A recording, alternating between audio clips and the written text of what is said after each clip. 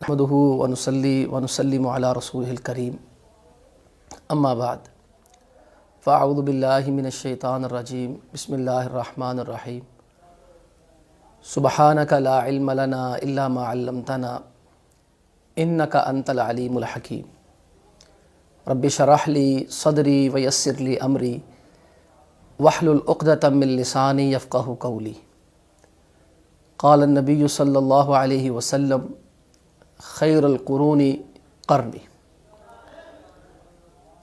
صحابہ اکرام رضوان اللہ علیہم اجمعین تعارف کے محتاج نہیں ہیں۔ اللہ تعالیٰ نے ان کو جو عزت، فضیلت اور نبی کریم علیہ الصلاۃ کی صحبت کی وجہ سے جو مقام عطا کیا ہے، کوئی بھی امتی اسے حاصل کر ہی نہیں سکتا۔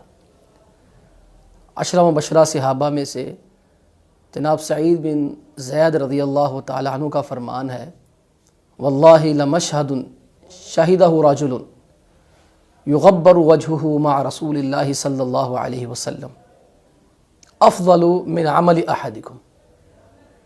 فرماتے اللہ کی قسم، نبی کریم علیہ الصلاۃ کی مصاحبت میں جو کسی شخص نے کسی غزوے میں، جہاد میں یا کسی بھی مقام پہ اپنے چہرے کو غبار آلود کیا ہے، افضل من عمل احدکم ولو عمر عمر نوح علیہ السلام، کہ اگر وہ نوح علیہ السلام جیسی عمر بھی اسے میسر آ جائے، وہ ساری زندگی نیک اعمال کرتا رہے، تو صحابی کے اس ایک عمل کی برابری نہیں کر سکتا کہ نبی کریم علیہ السلام کی مصاحبت میں اس کے چہرے پہ مٹی یا غبار پڑا ہے۔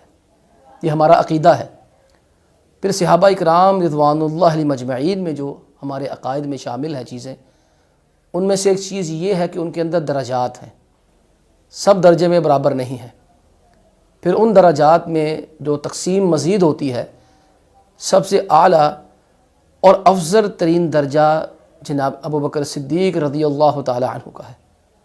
اللہ کے نبی علیہ الصلوۃ کا فرمان ہے، آپ علیہ الصلوۃ فرماتے ہیں کہ اللہ تعالیٰ نے مجھے ایک پلڑے میں رکھا اور میری پوری امت کو ایک پلڑے میں رکھا، فرجحت بہم، میں بھاری رہا، میرا وزن زیادہ رہا۔ اللہ کے نبی علیہ الصلوۃ مزید فرماتے ہیں، ثم جیء بأبی بکر رضی اللہ عنہ، پھر اللہ تعالیٰ نے پوری امت ایک پلڑے میں رکھی، اور جس پلڑے میں مجھے رکھا تھا اسی پلڑے میں اللہ تعالیٰ نے جناب ابوبکر صدیق رضی اللہ تعالی عنہ کو رکھا، فرجحت بہم۔ تو ابوبکر صدیق کا جو ایمان تھا وہ تمام امت سے زیادہ ایمان نکلا۔ اس لیے عمر فاروق رضی اللہ تعالی عنہ فرمایا کرتے تھے، ابو بکر خیرنا و سیدنا و احبنا الی رسول اللہ صلی اللہ علیہ وسلم منا، کہ ہمارے اندر سب سے جو اعلیٰ ہیں، جو خیر ہیں، بہترین ہیں، وہ ابوبکر صدیق ہیں۔ وہ نہ صرف ہم میں سے سب سے بہترین ہیں بلکہ ہمارے سردار بھی ہیں، ہمیں سب سے زیادہ محبوب بھی ہیں۔ جناب علی مرتضیٰ رضی اللہ تعالی عنہ سے ان کے صاحبزادے جناب محمد بن حنفیہ رحمہ اللہ نے پوچھا کہ ابو جی سب سے زیادہ افضل صحابہ میں سے کون ہے؟ تو جناب علی مرتضیٰ نے خود فرمایا کہ ہم میں سب سے زیادہ جو افضل ہیں وہ جناب ابو بکر رضی اللہ تعالی عنہ ہیں۔ اس اعتبار سے بھی یہ افضل ہیں کہ ان کو نبی کریم علیہ السلام اور اللہ تعالیٰ کی معیت خاصہ حاصل ہوئی ہے۔ نبی کریم علیہ السلام جب غار میں ہیں، پریشان ہیں، ابوبکر صدیق بہت پریشان ہیں، آپ علیہ السلام بالکل مطمئن ہیں۔ ابوبکر صدیق کی پریشانی بھی اپنی ذات کے لیے نہیں تھی، نبی کریم علیہ السلام کے لیے ہی تھی۔ اللہ کے پیغمبر علیہ السلام کو فرماتے ہیں، اگر یہ اپنے قدموں کی جانب دیکھ لیں ہم نظر آئیں گے۔ آپ علیہ السلام نے فرمایا لا تحزن ان اللہ معنا، آپ نے یہ نہیں فرمایا لا تحزن ان اللہ معیہ، ابو بکر آپ میرے متعلق پریشان ہیں، گھبرائیں، مجھے کچھ نہیں ہوگا، اللہ میرے ساتھ ہے، بلکہ آپ علیہ السلام نے فرمایا لا تحزن ان اللہ معنا، ابو بکر بالکل نہ گھبراؤ، اللہ جس طرح میرے ساتھ ہے، میری حفاظت کرے گا، اللہ اسی طرح تمہارے ساتھ بھی ہے، تمہاری حفاظت بھی کرے گا۔ سبحان اللہ۔ یہاں ایک انتہائی نقطہ قابل غور ہے۔ موسیٰ علیہ السلام پوری قوم کے ساتھ دریا عبور کرنا چاہتے ہیں، پیچھے فرعونی لشکر ہے، آگے سمندر کی لہریں ہیں، پیچھے فرعونی ہے، قوم گھبرا کے کہتی ہے انا لمدرکون، موسیٰ جناب ہم تو پکڑے گئے ہیں۔ موسیٰ علیہ السلام کے ساتھ پوری قوم ہے، اور موسیٰ علیہ السلام یہ نہیں کہتے انا معنا کہ ہمارے ساتھ رب ہے۔ موسیٰ علیہ السلام فرماتے کلا ہرگز نہیں، ان معی ربی سیہدین، میرے ساتھ میرا پروردگار ہے جو میری خود ہی رہنمائی کر دے گا۔ یہ ایک طرف پوری قوم ہے، جناب موسیٰ علیہ السلام ان کو میت خاصہ کا شرف نہیں دیتے، تو یہاں صرف ایک بندہ ہے، اسے میت خاصہ کا شرف مل رہا ہے۔ اور پھر جو معیت ہے یہ قبر میں بھی ساتھ ہے، جس طرح دنیا میں ہمیشہ ساتھ رہے، قبر میں بھی نبی کریم علیہ السلام کا ان کو ساتھ نصیب ہوا۔ پھر یہی نہیں، حجۃ الوداع سے پہلے جو حج ہوا 9 ہجری میں، ابوبکر صدیق کو امیر بنا کر بھیجا گیا، سارے معاملات انہوں نے بذات خود طے کیے۔ اللہ کے پیغمبر علیہ السلام نے عرب کے دستور اور رواج کے مطابق کچھ اعلانات کرنے تھے۔ وہ ایک رواج اور دستور تھا کہ جب تک کوئی قریبی رشتہ دار اعلان نہ کرتا، عرب زیادہ توجہ نہیں دیتے تھے، چونکہ زیادہ قریبی علی مرتضیٰ رضی اللہ تعالی عنہ تھے، خونی رشتہ تھا، چچا زاد بھائی تھے۔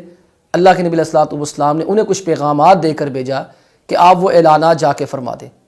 ابوبکر صدیق رضی اللہ تعالی عنہ سمجھے شاید نبی کریم علیہ السلام مجھ سے ناراض ہیں، جا کے نبی کریم علیہ السلام کو فرمایا، هل وجدت علی شیء، اللہ کے پیغمبر علیہ السلام آپ مجھ سے ناراض ہیں؟ آپ نے پوچھا کس وجہ سے؟ کہا آپ نے مجھے اعلان مجھ سے کروانے کی بجائے علی مرتضیٰ رضی اللہ تعالی عنہ کو حکم دیا۔